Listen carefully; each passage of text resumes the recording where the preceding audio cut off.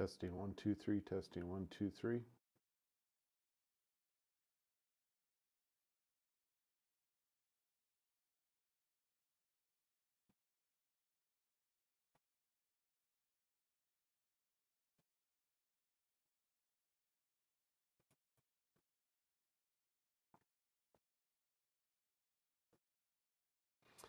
Hello everyone, good to have you here. This is June 3rd today. Amazing. We're in our first full week of June, and I want us to think about a word because I'm feeling it today, and that's soreness. And soreness not just about physical, but sometimes we're sore about different things that have happened in our lives, and we get a little cranky.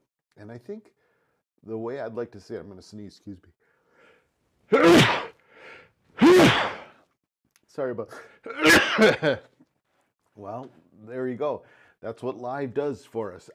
Hey, so we're talking about soreness, and not just physically, but also emotionally. Sometimes we're sore with different people because of different things that happen. I think a lot of that has to do with Genesis chapter 3 when Adam and Eve sinned. And God says, hey, there's the results of your sin. And one of them is that the ground that they were used to work on, he says this, he says, the ground is cursed because of you. All your life you will struggle to scratch a living from it. It will grow thorns and thistles for you, though you will eat of its grains. By the sweat of your brow you will have food to eat until you return to the ground from which you were made. From you were made from dust, and to dust you will return. So you might be saying, well, how does that have to do with soreness?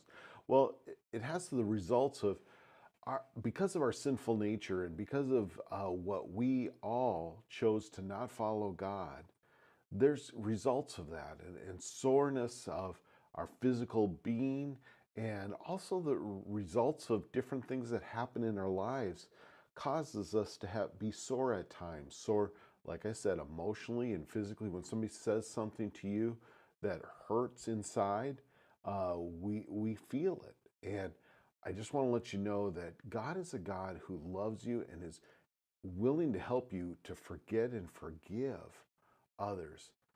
I like the statement that forgiveness can't change the past, but forgiveness can change the future. Don't you think that's true? Because we can't change what's happened in the past, hurts and pains we've had, but we can give them over to God and forgive.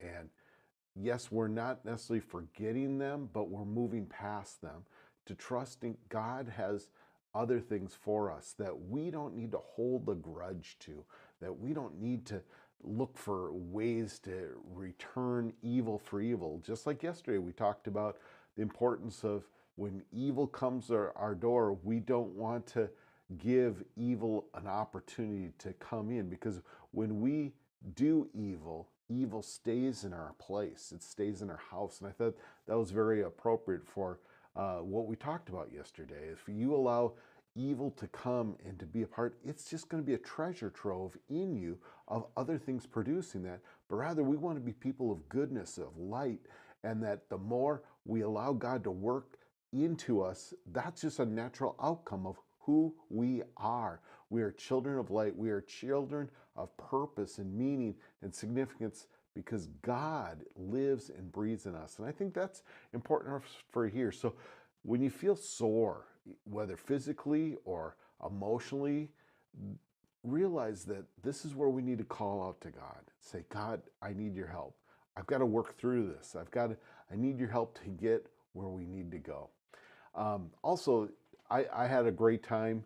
I hope you did too as well, watching the movies at the movies, Star Wars. And then now as we look at The Wizard of Oz, I have a number of things that we're going to be doing this week for that. I think it's going to be fun. I hope you enjoy it, but realize it's not just the movie. It's how God speaks in either challenging us to say, hey, what's different about that movie to what I say, or